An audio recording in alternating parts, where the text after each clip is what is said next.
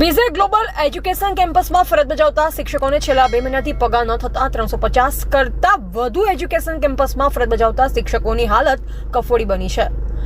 BZ global education કેમ્પસમાં ફરજ બજાવતા શિક્ષકો સહિત કર્મચારીઓનો છેલ્લા 2 મહિના કરતા વધુ સમયથી પગાર અધ્ધર તાલે હોવાને લઈ ફરજ બજાવતા શિક્ષકો સહિત કર્મચારીઓને રોજિંદો ખર્ચ સહિત જીવન નિર્વાહ કરવું મુશ્કેલ બની રહ્યું છે।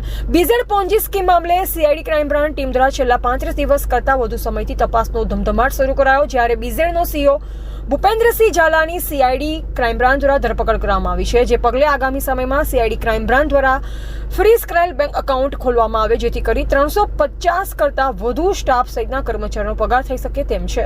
સાથોસાથ બીઝેડ ગ્લોબલ એજ્યુકેશન કેમ્પસમાં 2 મહિનાથી શિક્ષકો સહિત કર્મચારીઓનો પગાર ન થતા કેમ્પસમાં અભ્યાસ કરતા 3500 કરતા વધુ વિદ્યાર્થીઓ સહિત વાલીઓને શિક્ષકોના રાજીનામા સહિતનો ડર સતાવી રહ્યો છે। જોઈ રહે છે કે આવનાર સમયમાં સરકાર સહિત સીઆઈડી ક્રાઇમ બ્રાન્ચ દ્વારા ફ્રીઝ કરાયેલ બેંકના એકાઉન્ટ મામલે કેવા અને કયા પ્રકારની કાર્યવાહી કરવામાં આવે છે। એવા રાજકમલસિંહ પરમાર, ભારતની અસ્મિતા, સાબરકાંઠા। સર, હું અહીંયા બીજેડ ગ્લોબલ એજ્યુકેશન સંસ્થાની અંદર જોબ કરી રહી છું। કેટલાક ટાઈમથી આવી સ્થિતિના લીધે સીઆઈડી ક્રાઇમ અહીંયા આવી રહી છે, જેથી અને શ્રી ભૂપેન્દ્રસિંહ ઝાલા સરનું એકાઉન્ટ સ્વિચ થઈ ગયું છે।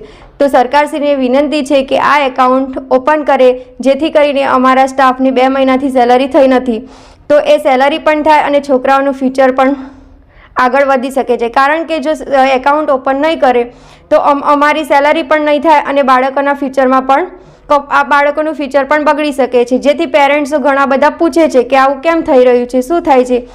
એના કરતાં સરકારશ્રીને વિનંતી કે એકાઉન્ટ ઓપન કરે અને અમારી સેલરી થાય તો અમારું ઘર ચલાવવા માટે પણ મુશ્કેલી પડતી નથી, જેથી કરીને અમારું અને બાળકનું ફ્યુચર બગડી શકતું નથી।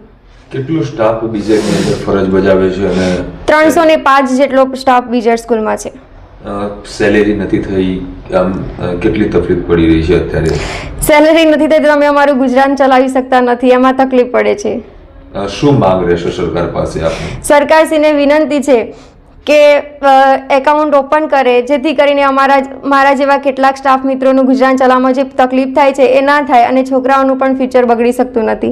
કારણ કે જો એકાઉન્ટ ઓપન નહીં થાય તો અમને સેલરી નહીં મળે તો અમારા ઘરે પણ તકલીફ થાય છે, જેથી કરીને અમે રિઝાઇન આપવા પર મજબૂર થઈ જઈએ છીએ।